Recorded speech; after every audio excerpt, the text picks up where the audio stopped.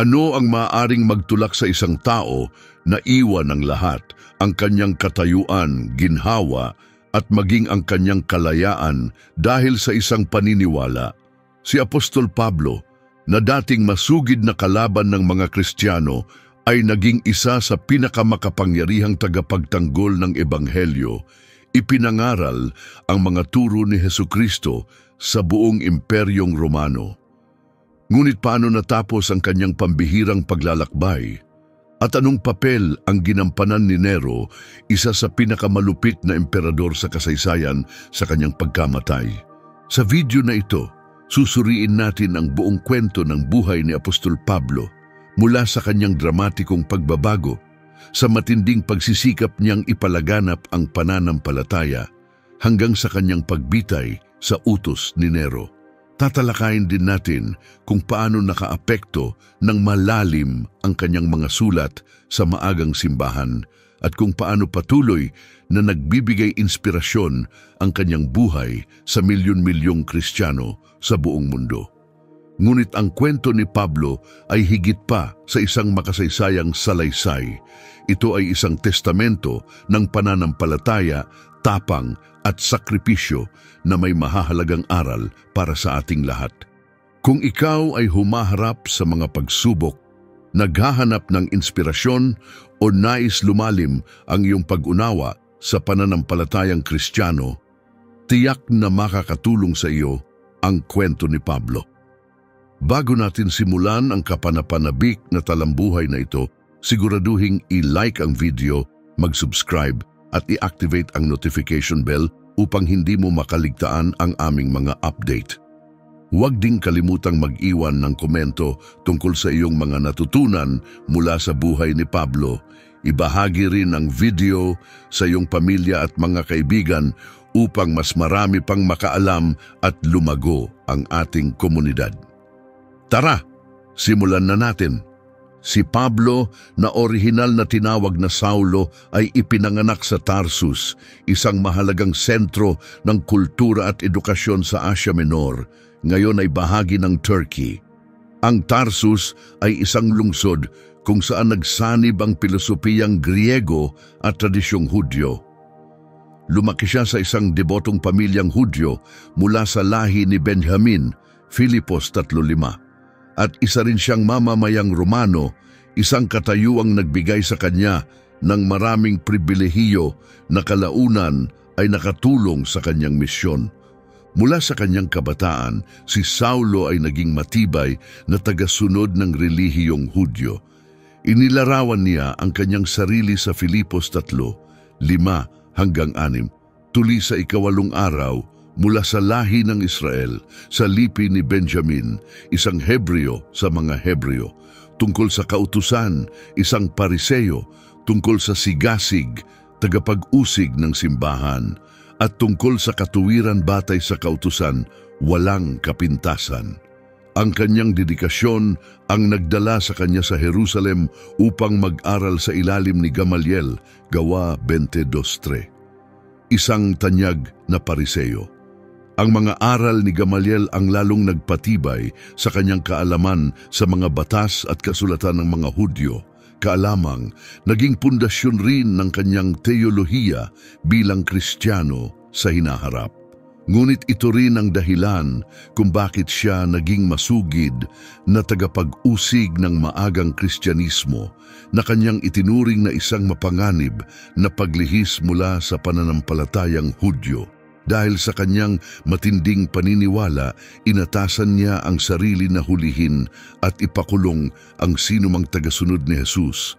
Pinapasok ang mga bahay-bahay upang dakpin ang mga mananampalataya, Gawa 8:3. Ang kanyang paglahok sa pagpatay kay Esteban, ang unang martir ng Kristyanismo, ay isang mahalagang yugto sa kanyang buhay. Pinanigan niya ang pagpatay kay Esteban at ito ang nagudyok sa kanya na mas paigtingin pa ang pag-uusig sa mga alagad ni Jesus. Sumang-ayon si Saulo sa kanyang kamatayan. Noon nagsimula ang matinding pag-uusig laban sa iglesia sa Jerusalem. At ang mga mananampalataya ay nagkahiwa-hiwalay sa buong Judea at Samaria maliban sa mga apostol. Gawa 8:1. Sa kanyang layuning durugin ang lumalawak na kilusan ng mga Kristiyano, humingi siya ng pahintulot mula sa pinakapunong pari upang pumunta sa Damasco at hulihin ang sinumang matatagpuan niyang tagasunod ng daan. Gawa 9, unang talata, 2 linya. Hawak ang kapangyarihang ito. Tinahak niya ang daan patungong Damasco. Hindi alam na isang napakalaking pagbabago ang naghihintay sa kanya. Habang papalapit si Saulo sa Damasco, isang nakakagulat na pangyayari ang naganap. Isang nakakasilaw na liwanag mula sa langit ang biglang lumigid sa kanya, dahilan upang siya ay bumagsak sa lupa. Isang tinig ang kanyang narinig na nagsabing, "Saulo, Saulo, bakit mo ako inuusig?" Gawa 9:4. Gulat at takot, sumagot siya, "Sino ka, Panginoon?" At sinabi ng tinig, "Ako si Jesus na iyong inuusig. Tumayo ka at pumasok sa lungsod at ipapaalam sa iyo kung ano ang dapat mong gawin." Gawa 5:5-6. Ang pangyayaring ito ang isa sa pinakamakapangyarihang pagbabagong loob sa kasaysayan. Sa loob ng 3 araw, si Saulo ay naging bulag at hindi kumain ni uminom. Ngunit sa pamamagitan ng isang pangitain, inutusan ng Diyos si Ananias, isang alagad, na puntahan siya upang ipanumbalik ang kanyang paningin. Bagamat may pangamba, sumunod si Ananias, lumapit kay Saulo, ipinatong ang kanyang mga kamay at nanalangin. Ipinatong niya ang kanyang mga kamay at sinabi, "Kapatid na Saulo, isinugo ako ng Panginoong Jesus na nagpakita sa iyo sa daan upang muli kang makakita at mapuspos ng Espiritu Santo." Sa isang iglap, parang may mga kaliskis na natanggal mula sa kanyang mga mata at naibalik ang kanyang paningin. Agad siyang tumayo at nagpabautismo. Gawa 17:17. Mula sa sandaling iyon, si Saulo ay lubusang nabago. Hindi na siya isang tagapag-usig, kundi isang tapat na mananampalataya. Napakalaki ng kanyang pagbabago na agad niyang ipinangaral na si Jesus, ang anak ng Diyos. Lubhang ikinagulat ng mga taong kilala siyang naging mabalasik na kaaway ng simbahan. Kaagad siyang nagsimulang mangaral sa mga sinagoga na si Jesus ang anak ng Diyos. Lahat ng nakarinig sa kanya ay namangha at nagtanong, "Hindi ba ito ang taong sumira sa Jerusalem sa mga tumatawag sa pangalang ito?" Gawa 9:20-21. Ang makapangyarihang pagbabagong ito ang nagbigay simula sa bagong pagkakakilanlan ni Saulo bilang Pablo, ang masigasig na apostol na ipapalaganap ang aral ni Kristo sa mga hentil. Matapos ang kanyang pagbabalik loob, inilaan ni Pablo ang kanyang buhay sa walang kapag-urang pangangaral ng mabuting balita. Isinagawa niya ang 3 malalaking paglalakbay pang misyonero, naglakbay ng libu-libong milya sa lupa, dagat at sa mahihirap na daanan. Ang kanyang misyon ay nagdala sa kanya sa mahahalagang lungsod sa mga rehiyon na ngayon ay bahagi ng Turkey, Greece at Italy, pati na rin sa iba pang mahalagang bahagi ng Imperyong Romano. Ang kanyang unang paglalakbay pang misyonero, Gawa 13:14, ay nagsimula sa Antioquia ng Syria, isang sentro ng maagang Kristyanismo at ang unang lugar kung saan tinawag na Kristiyano ang mga tagasunod ni Jesus, Gawa 11:26. Kasama si Bernabe, nagtungo sila sa Cyprus at sa timog na bahagi ng Asia Minor. Marami silang pinangaralan sa mga sinagoga at nakatanggap ng parehong mainit na pagtanggap at matinding pagtutol. Sa lungsod ng Listra, binato si Pablo at inakalang patay, kaya't kinaladkad siya palabas ng lungsod, Gawa 14:19. Ngunit sa isang kamanghamanghang pagpapagaling, dahil sa kanyang matibay na pananampalataya, siya ay nabuhay. Matapos siyang palibutan ng kanyang mga alagad, tumayo siyang muli at bumalik sa lungsod. Kinabukasan, nagtungo naman sila ni Bernabe sa Derbe, Gawa 14:20. Sa kanyang ikalawang paglalakbay pang misyonero, gawa 15:20 hanggang 18, pinalawak ni Pablo ang kanyang gawain at lalo pang itinutuon ang ebanghelyo sa mga hentil kasabay ng mga Hudyo. Napunta siya sa iba't ibang lungsod tulad ng Filipos, Tesalonica, Atenas at Corinto. Sa Filipos, siya at si Silas ay ibinilanggo matapos nilang palayasin ang isang espiritu mula sa isang aliping babae, gawa 16 hanggang 24.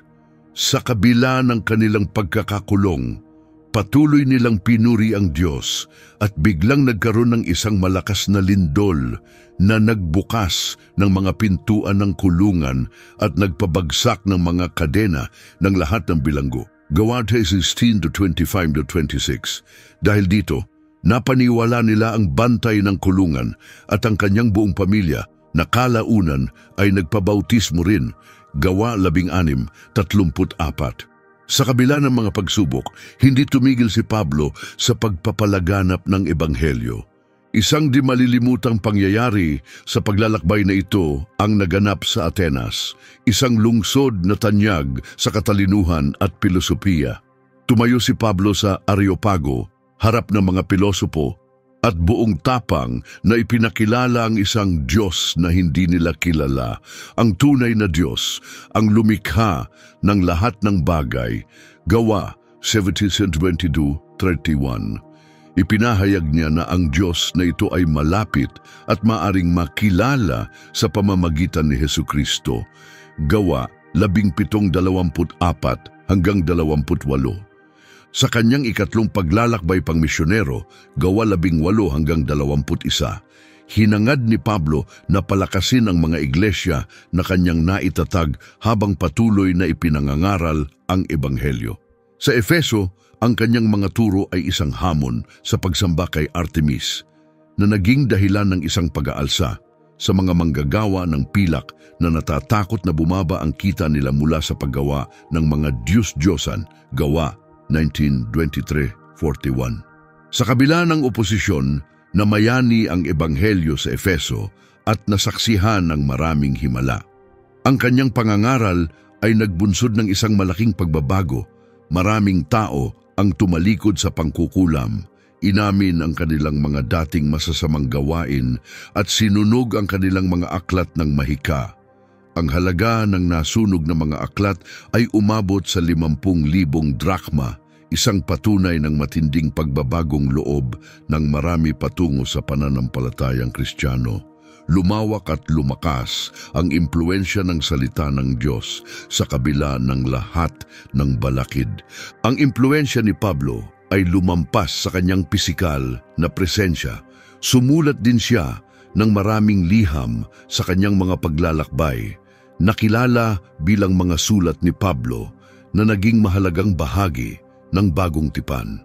Ang mga liham na ito ay ipinadala sa mga unang Kristiyanong komunidad sa mga lungsod tulad ng Roma, Corinto, Galacia, Efeso at Filipos. Sa pamamagitan ng mga sulat na ito, nagbigay siya ng mga aral, pagpapalakas ng loob, pagtutuwid at malalim na paliwanag tungkol sa doktrinang Kristiyano. Partikular na mahalaga ang kanyang sulat sa mga taga-Roma, isang mahalagang teolohikal na akda na naglalahad ng plano ng Diyos para sa kaligtasan at ang kahalagahan ng pananampalataya kay Hesukristo. Ipinahayag niya, "Hindi ko ikinahihiya ang ebanghelyo sapagkat ito ang kapangyarihan ng Diyos sa ikaliligtas ng bawat sumasampalataya, una sa mga Hudyo at gayon din sa mga Hentil." Roma 1:16. Sa pamamagitan ng kanyang mga sulat, malalim na naimpluwensyahan ni Pablo ang doktrina ng simbahan. Itinakda ang mahahalagang pundasyon ng Kristyanismo tungkol sa biyaya, pagtubos at pagkakaisa kay Kristo. Ang misyon ni Pablo ay nagdulot ng matinding kapalit sa kanyang buhay dahil patuloy siyang nakaranas ng pag-uusig at matinding pagsubok. Sa kanyang liham sa mga taga-Korinto, isinalaysay niya ang sakripisyong kanyang tiniis. 5 beses akong hinagupit ng mga Hudyo ng 39 na palo. 3 beses akong hinampas ng mga pamalo, minsang binato. 3 beses na lumubog sa dagat, at 1 araw at 1 gabi akong palutang-lutang sa gitna ng karagatan. Ang buhay ko ay puno ng paglalakbay, hinarap ang panganib mula sa mga ilog, mga tulisan, mga kababayan ko at maging sa mga hentil. Kabanata 11 ng 2 Korinto, talata 24 hanggang 26. Sa kabila ng mga ito, hindi natinag ang kanyang pananampalataya at dedikasyon sa pagpapalaganap ng mga turo ni Kristo. Ang kanyang ministeryo ay nagtulay sa pagitan ng iba't ibang kultura, ipinahayag ang pagkakaisa kay Kristo anuman ang lahi o pinagmulan. Wala nang pagkakaiba ang Hudyo at ang Hentil, ang alipin at ang malaya, ang lalaki at ang babae, sapagkat kayong lahat ay iisa kay Kristo Jesus. Galacia 3:2-8. Bilang apostol ng mga hentil, itinuon ni Pablo ang kanyang buhay sa ebanghelisasyon ng mga hindi Hudyo, nagtatag ng maraming simbahan, sumulat ng mahahalagang sulat at malawakang pinalaganap ang Kristyanismo sa buong Imperyong Romano. Ang matapang at matibay na pananampalataya ni Pablo ay nag-iwan ng hindi mapapawing impluwensya na patuloy na humuhubog sa kasaysayan ng Kristyanismo hanggang ngayon. Matapos ang maraming taon ng paglalakbay at pagtatatag ng mga simbahan, bumalik si Pablo sa Jerusalem, dala ang kanyang matinding pagmamahal sa kanyang bayan at pananampalataya. Gayunpaman, ang kanyang pagbabalik ay puno ng panganib. Pagdating niya, agad na sumiklab ang tensyon dahil marami sa mga pinuno ng mga Hudyo ang itinuturing siyang banta. Inakusahan nila siyang lumalabag sa mga batas ng mga Hudyo at sinasabing dinungisan niya ang templo sa pamamagitan ng pagpapapasok ng mga hentil. Ayon sa Gawa 21, 27 hanggang 36, ang mga lider ng mga Hudyo ay nagsulsol ng isang galit na pulutong. Pinaratangan siya ng maling paratang at pinagtangkaan siyang patayin. Naging marahas ang sitwasyon, hinuli siya ng mga tao at halos patayin siya. Ngunit nasagip siya ng mga sundalong Romano sa gitna ng kaguluhan sa lungsod. Kahit nasa gitna ng kanyang pagkakaaresto, ginamit ni Pablo ang pagkakataon upang mangaral. Hiniling niya sa Romanong komander na payagan siyang magsalita sa galit na pulutong. Sa kanyang makapangyarihang talumpati, ibinahagi niya ang kanyang pinagmulang Hudyo, ang kanyang dating pagiging masugid na tagapag-usig ng mga Kristiyano, at ang kanyang himalang pagbabagong loob sa daan patungong Damasco, Gawa 22. Gayunpaman, nang kanyang banggitin ang utos ng Diyos na ipangaral ang ebanghelyo sa mga hentil, lalo pang nag-alab ang galit ng mga tao. Tulad ng isinasaad sa Gawa 22:21 hanggang 22, nagalit sila at sumigaw, "Alisin ang taong ito sa mundo, hindi siya karapat-dapat mabuhay." Sa gitna ng kaguluhan, nagpasya ang Romanong komander na ipahagupit si Pablo upang piliting umamin. Ngunit bago pa man isagawa ang parusa, isiniwalat ni Pablo ang isang mahalagang katotohanan. Siya ay isang mamamayang Romano. Agad niyang tinanong kung legal ba ang paghagupit sa isang mamamayang Romano na hindi pa nahahatulan. Nagulat ang mga sundalo at agad na ipinaalam ito ng centurion sa kanyang komander. Dahil dito, nagkaroon ng malaking pagbabago sa paraan ng pagtrato kay Pablo dahil bilang isang mamamayan ng Roma, may karapatan siyang protektahan at magkaroon ng patas na paglilitis. Gawa 22, 25 hanggang 26. Sa mga sumunod na taon, dumaan si Pablo sa serye ng paglilitis sa harap ng parehong mga pinunong Hudyo at opisyal na Romano. Una siyang humarap sa Sanhedrin, ang pinakamataas na konseho ng mga Hudyo, kung saan ginamit niya ang kanyang katalinuhan upang ipakita ang hidwaan sa pagitan ng mga Pariseo at Saduceo tungkol sa muling pagkabuhay. Nagdulot ito ng matinding pagtatalo at lalo pang pinaigting ang kanyang kaso, Gawa 23. Sa kabila ng patuloy na banta sa kanyang buhay, kabilang ang isang balak ng mahigit 40 lalaki na nagpanata na hindi kakain o iinom hanggat hindi siya napapatay. Gawa 23, 12-13. Nanatili si Pablo sa isang napakapanganib na kalagayan. Sa kabutihang palad, natuklasan ng pamangkin ni Pablo ang sabwatan laban sa kanya at agad itong ipinaalam sa Romanong komander. Bilang tugon, inilipat si Pablo sa Cesarea sa ilalim ng mabigat na seguridad ng mga sundalo upang humarap sa paglilitis kay Gobernador Felix. Habang nasa Cesarea, 2 taon siyang nanatili sa kustodiya ni Felix na madalas siyang kinakausap marahil sa pag-asang makatanggap ng suhol, ngunit hindi nagpasya sa kanyang kaso. Nang matapos ang termino ni Felix at pinalitan siya ni Porcio Festo, muling binuksan ang kaso ni Pablo. Dahil sa patuloy na panawagan ng mga pinunong Hudyo na siya ay bitayin at sa malinaw na hindi pantay na pagtrato sa kanya, ginamit ni Pablo ang kanyang karapatan bilang mamamayang Romano upang umapela kay Cesar. Sa gayon ay masigurong ang kanyang paglilitis ay maisasagawa sa isang mas patas na hukuman. Gawa 25:1. Idineklara ni Pablo, "Nakatayo ako sa hukuman ni Cesar kung saan ako nararapat litisin. Hindi ko nilabag ang batas ng mga Hudyo tulad ng inyong nalalaman.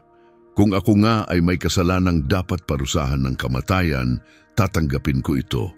Ngunit kung ang mga paratang ng mga Hudyo ay walang katotohanan, walang sino man ang may karapatang ibigay ako sa kanila.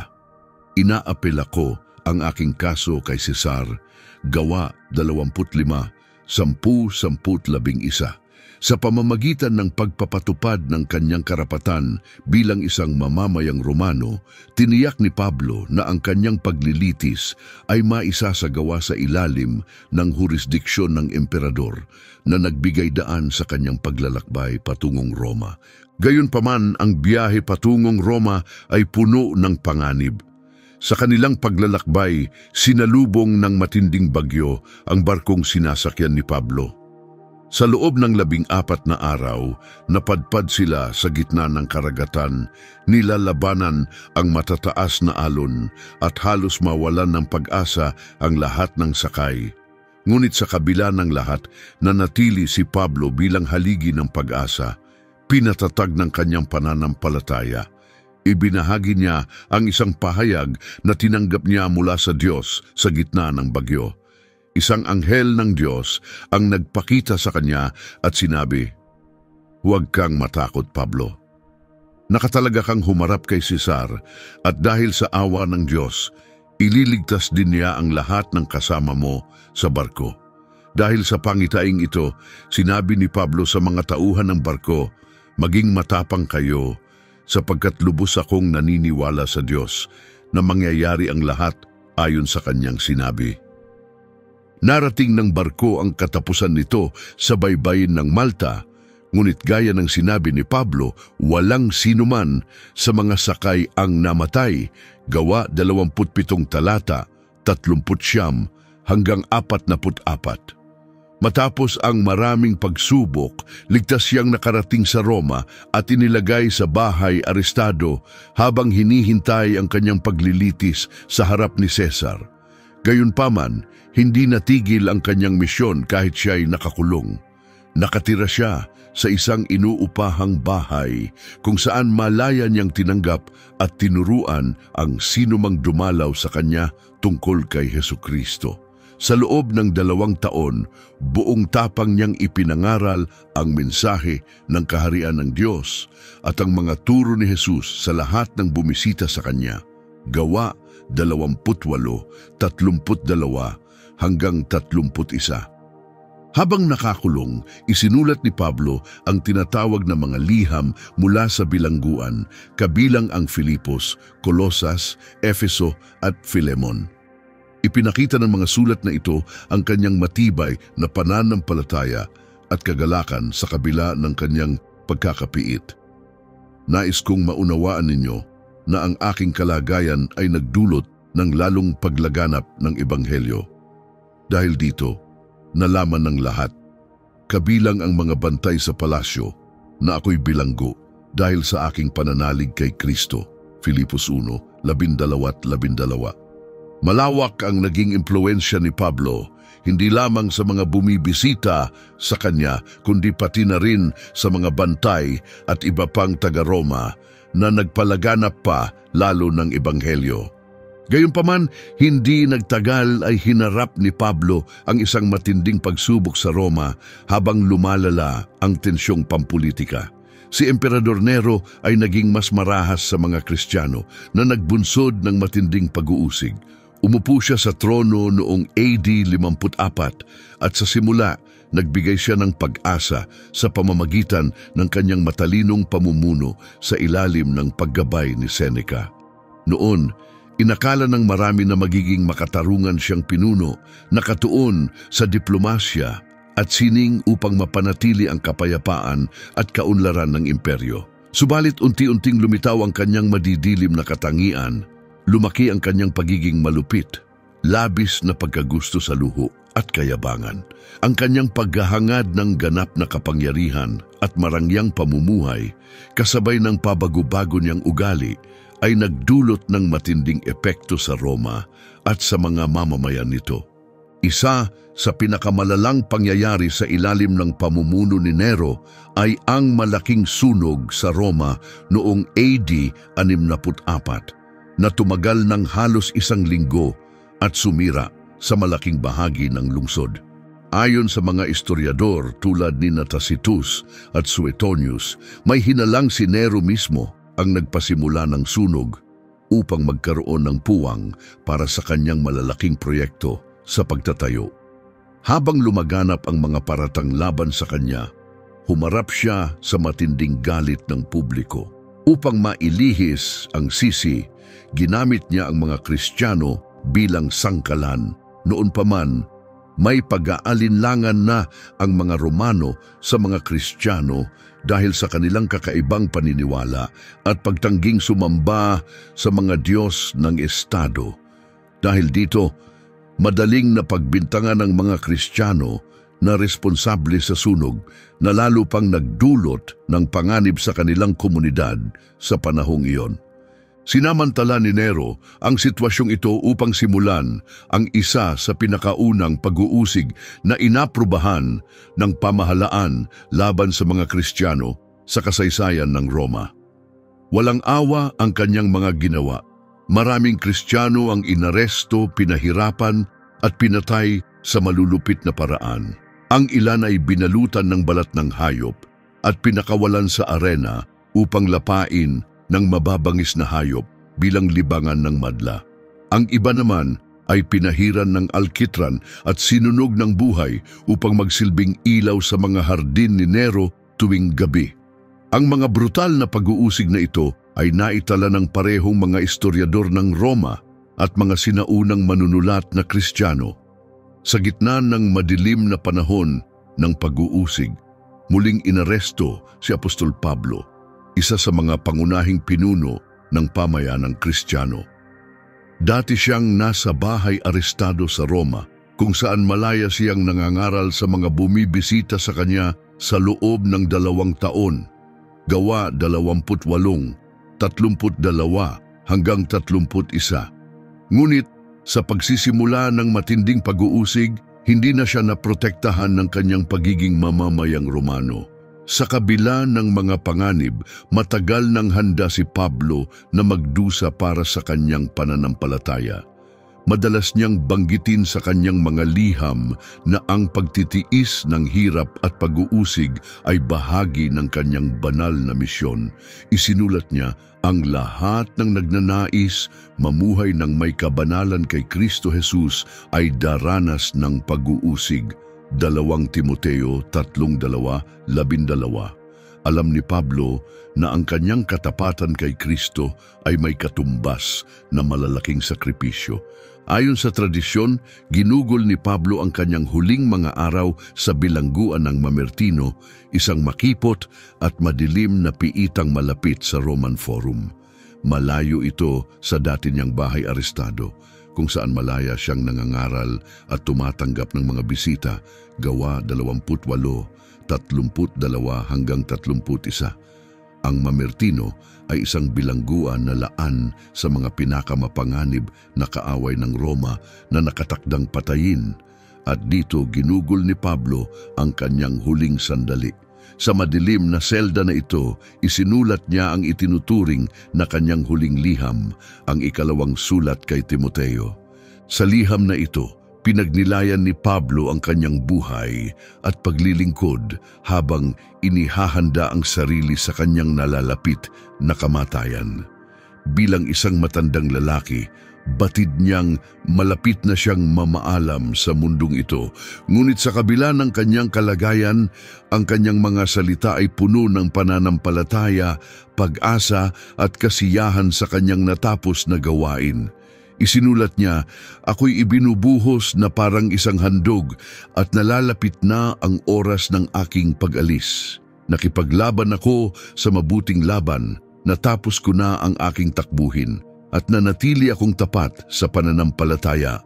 Kaya't nakalaan sa akin ang korona ng katuwiran na igagawad sa akin ng Panginoon, ang makatarungang hukom sa araw na iyon, at hindi lamang sa akin kundi sa lahat ng naghihintay sa kanyang pagpapakita." 2 Timoteo 4:6-8. Ang paggamit ni Pablo sa larawan ng isang handog na inumin ay makahulugan. Sa sinaunang panahon, parehong sa tradisyong Hudyo at paganong pagsamba, ang pagbubuhos ng alak ay isang simbolo ng pag-aalay. Itinuring ni Pablo ang kanyang sariling buhay bilang isang ganitong handog sa Diyos. Isang buhay na buong pusong inilaan sa pagpapalaganap ng Ebanghelyo. Batid niyang natupad na niya ang kanyang layunin sa lupa. Sa kanyang liham kay Timoteo, iniwan niya ang kanyang huling payo at aral sa minamahal niyang alagad. Alam niyang malapit na ang kanyang pagbitay, kaya pinalakas niya ang loob ni Timoteo na manatiling matatag sa pananampalataya, magpatuloy sa pangangaral at mag-ingat sa mga maling katuruan. Ibinahagi rin ni Pablo ang kanyang kalungkutan sapagkat marami sa kanyang mga kasamahan ang lumayo sa kanya. Gayunpaman, nakatagpo siya ng kaaliwan sa Panginoon. Sinabi niya, "Dumating ka sa lalong madaling panahon sapagkat iniwan na ako ni Demas dahil sa pagmamahal niya sa sanlibutan ito, at pumunta siya sa Tesalonika. Si Lucas lamang ang kasama ko. Dalhin mo si Marcos sapagkat siya'y kapakipakinabang sa aking ministeryo." 2 Timoteo 4:9 talata hanggang 11 talata. Sa kabila ng kanyang pag-iisa, hindi tumigil si Pablo sa kanyang misyon. Hiniling pa niya ang kanyang mga aklat at balumbon upang magpatuloy sa kanyang pag-aaral at pagsusulat. 2 Timoteo 4:13. Hindi siya nagpakalunod sa takot sa kanyang nalalapit na kamatayan. Sa halip, nakatuon siya sa gantimpalang naghihintay sa kanya sa langit. Sa huling bahagi ng kanyang sulat, ipinahayag ni Pablo ang kanyang matibay na pananampalataya. "Ililigtas ako ng Panginoon sa lahat ng masamang gawa at dadalhin niya ako ng ligtas sa kanyang makalangit na kaharian. Sa kanya ang kaluwalhatian magpakailanman. Amen." 2 Timoteo 4:18. Ang pinakadakilang pagpapakita ng pananampalataya ni Pablo ay nasilayan sa kanyang nalalapit na pagkamatay bilang martir. Bilang isang mamamayang Romano, nakaligtas siya sa malupit na pagpapako sa krus. Isang kapalarang hindi ipinagkait sa iba pang mga Kristiyano tulad ni Pedro na ipinako sa krus sa parehong panahon. Sa halip, si Pablo ay pinarusahan sa pamamagitan ng pagpugot ng ulo, isang paraan ng pagbitay na itinuturing na mas mabilis at hindi gaanong masakit. Ngunit hindi rin gaanong mabigat sa epekto nito sa lumalawak na Kristiyanong komunidad. Ayon sa tradisyon, naganap ang kanyang pagbitay sa labas ng Roma, marahil malapit sa daang Ostia, isa sa mga pangunahing ruta palabas ng lungsod. Tinatayang naganap ito sa kasagsagan ng malupit na kampanya ni Nero laban sa mga Kristiyano sa pagitan ng AD 64 at AD 67. Bagaman nananatiling hindi tiyak ang eksaktong lugar ng kanyang pagpugot, ikinuwento ng mga naunang Kristiyano kung paano niya matapang na hinarap ang kamatayan, hindi kailanman itinanggi si Kristo. Bagaman maikli ang proseso ng kanyang pagbitay, hindi kailanman mapuputol ang epekto ng kanyang impluensya sa kasaysayan ng pananampalataya. Sino ang makapaghihiwalay sa atin sa pag-ibig ni Kristo? Ang kapighatian ba, ang dalamhati, ang pag-uusig, ang kagutuman, ang kahirapan, ang panganib o ang tabak? Hindi kailanman, sapagkat sa pamamagitan niya na nagmahal sa atin, tayo'y ganap na nagtagumpay. Roma 8:35 hanggang 37. Para kay Pablo, ang tabak na nagpabagsak sa kanyang katawan ay walang kapangyarihang putulin ang kanyang koneksyon sa pag-ibig ng Diyos at sa kaluwalhatiang nakalaan sa mga tapat. Ang kanyang pagkamatay ay hindi isang pagkatalo, kundi ang katuparan ng kanyang buhay na inilaan kay Kristo. Bagamat sinikap ni Nero na burahin ang kanyang impluensya, ang mga turo ni Pablo ay patuloy na bumabalot sa kasaysayan sa pamamagitan ng kanyang mga sulat at gawain sa misyon. Ang kanyang pagkamartir ay naging sagisag ng tapang at isang mahalagang sandigan ng maagang iglesia. Ang kanyang mga liham isinulat habang siya'y nasa pagkakabilanggo at sa kanyang mga paglalakbay ay lumaganap sa buong imperyo ng Roma, patuloy na nagpapalakas at nagtuturo sa mga mananampalataya kahit matapos ang kanyang kamatayan. Ang mga kasulatang ito, na ngayon ay bahagi ng bagong tipan, ay nagsilbing pundasyon ng doktrinang Kristiyano at patuloy na nagbibigay inspirasyon sa milyon-milyong mga mananampalataya sa buong mundo. Ipinapakita ng huling araw ni Pablo ang matinding sakripisyong kaakibat ng pagsunod kay Kristo, kasabay ng kanyang sariling pahayag sa mga taga-Filipos. Sapagkat para sa akin, ang mabuhay ay para kay Kristo at ang mamatay ay pakinabang. Filipos 1:21. Para kay Pablo, ang kamatayan ay hindi isang pagtatapos, kundi isang pintuan patungo sa walang hanggang buhay kasama si Kristo. Ang kanyang kahandaang ialay ang sarili para sa Ebanghelyo ay nagpapakita ng kanyang matibay na pananampalataya at pagtitiwala sa mga pangako ng Diyos. Kahit na siya ay pinatay, hindi nawala ang kanyang pamana. Nananatili ang kanyang impluensya sa kanyang mga isinulat na patuloy na nag-uudyok, nagtutuwid at nagpapalakas sa mga Kristiyano sa buong mundo. Mula sa isang dating tagapag-usig ng iglesia tungo sa isa sa pinakamahalagang haligi nito, ang buhay ni Pablo ay isang patunay ng makapangyarihang biyaya ng Diyos. Ang kanyang huling pahayag, nakipaglaban ako sa mabuting laban, natapos ko na ang aking takbuhin at nanatili akong tapat sa pananampalataya. 2 Timoteo 4:7 ay sumasalamin sa kanyang lubos na pagtatalaga sa misyon ng Panginoon.